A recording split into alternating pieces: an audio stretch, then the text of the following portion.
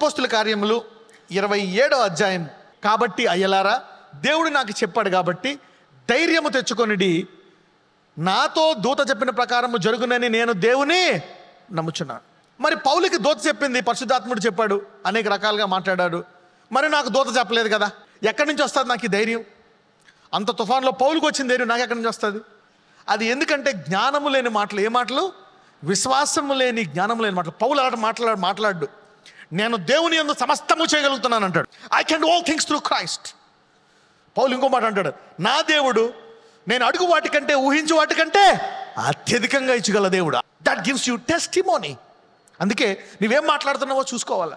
నీ మాటలు ఇతరుల బలహీనతను తీసుకురావచ్చు, ఇతరుల అవిశ్వాసాన్ని తీసుకురావచ్చు, ఇతరుల యొక్క విశ్వాసాన్ని పతనం చేయొచ్చు.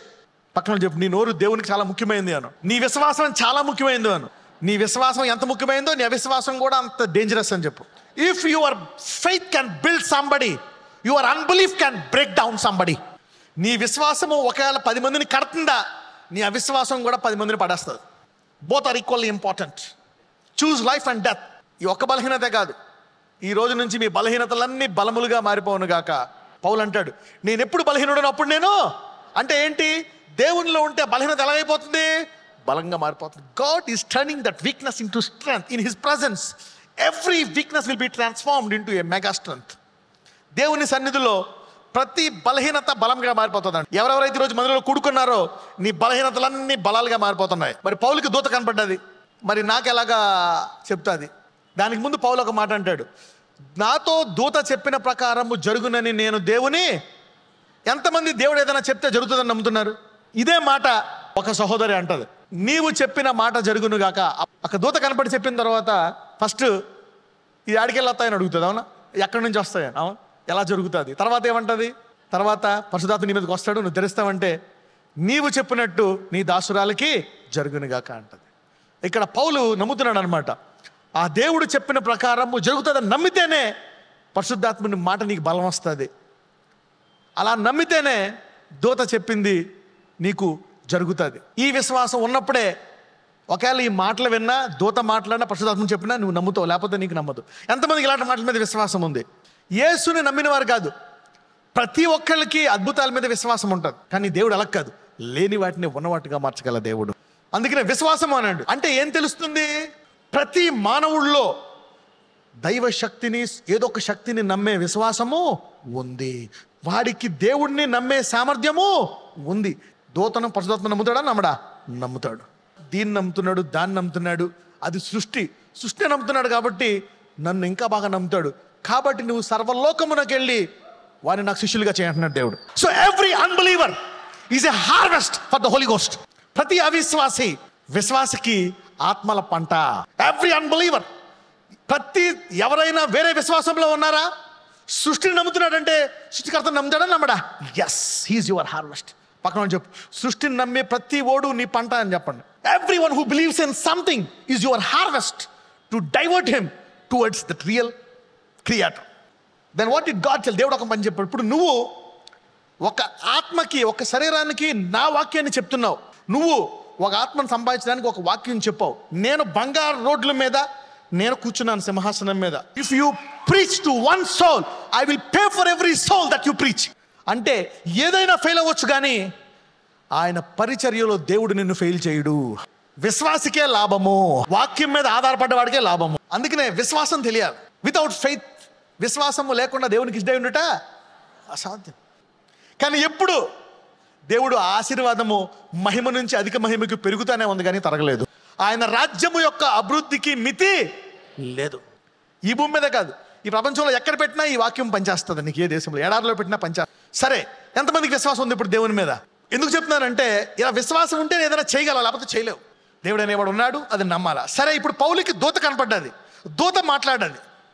మరి ఇప్పుడు నీకు ఎలాగొస్తుంది విశ్వాసము? ఈ కష్టాల్లోంచి. నాకు పిల్లలు లేరు, నాకు జబ్బులు ఉంది, ఈ బాధ ఉంది, ఆ బాధ ఉంది, కష్టము. నాతో దేవుడు ఎలా మాట్లాడతాడు? 2వ పేతురు 1వ అధ్యాయము 17 నుంచి 19 వరకు చదువుకుందాం. ఆయన మహాత్యమును మేము కన్నులారా చూచిన వారమై తెలిపితిమి. ఈయన నా ప్రియకుమారుడు, ఈయన యందు నేను ఆనందించుచున్నాను అను శబ్దము మహాదివ్య మహిమ నుండి ఆయన యొద్దకు వచ్చినప్పుడు తండ్రి అయిన దేవుని వలన ఘనతయు మహిమయు ఆయన పొందగా మహాత్మ్యమును మేము కన్నులారా చూచిన వారమై తెలిపితిమి. ఎవరు మాట్లాడుతున్నారు? ఆయన మహత్యాన్ని కొండ మీద ఎవరు చూశారు? పేతురు, యోహాను, యాకోబు. ఎంతమందికి తెలిసింది? అందరికీ తెలుసు. కన్నులారా చూసిన వారమై ఈయన నా ప్రియకుమారుడు, ఈయన యందు నేను ఆనందించున్నాను అని శబ్దము మహాదివ్య మహిమ నుండి ఆయన యొద్దకు వచ్చినప్పుడు తండ్రి అయిన దేవుని వలన ఘనతయు మహిమయు ఆయన పొందగా. చదువమ్మా. మేము ఆ పరిశుద్ధ పర్వతము మీద ఆయనతో కూడా ఉండిన వారమై ఆ శబ్దము ఆకాశము నుండి రాగా వింటిమి. ఎంతమంది నీ కష్టాల్లో దేవుడు ఇలా నీతో మాట్లాడాలని కోరుకుంటున్నారు? అందరూ కోరుకుంటారు. ఎందుకు? మీలో విశ్వాసము ఉంది. దేవుడు ఏదైనా చెప్తే అది జరిగి తీరుతుంది. When God says he will do it. So వినటం వల్ల ఏమొస్తుంది? జరుగుతుందా లేదా? అందుకే యేసయ్య అంటాడు, ఈ చిన్నవాణిలో ఈ బలహీనలో ఒకరికి మీరు చేస్తే ఎవరు చేసినట్టు? అందుకనే వాళ్ళు ఏం చేస్తారు? చారిటీ. విశ్వాసు పక్కన చెప్పండి, విశ్వాసులు చేసే పనులు వేరు అని చెప్పండి. Faith people they see different, they think different and they do different. They are approved by God. చూద్దాం ఇక్కడ మరి ఇటువంటి స్వరము వీళ్ళ ముగ్గురికి వినపడ్డది. మరి మా పరిస్థితి ఏంటి? మా అందరికి వినపడుతుందా? చూద్దాం. ఆగండి. వీళ్ళ ముగ్గురికి ఏం వినపడ్డది? తండ్రి అయిన దేవుని స్వరము పైనుంచి వినపడ్డదంట. అయితే ఇక్కడ మళ్ళీ అదే పేతురు ఏమంటున్నాడో చూద్దాం. మరియు ఇంతకంటే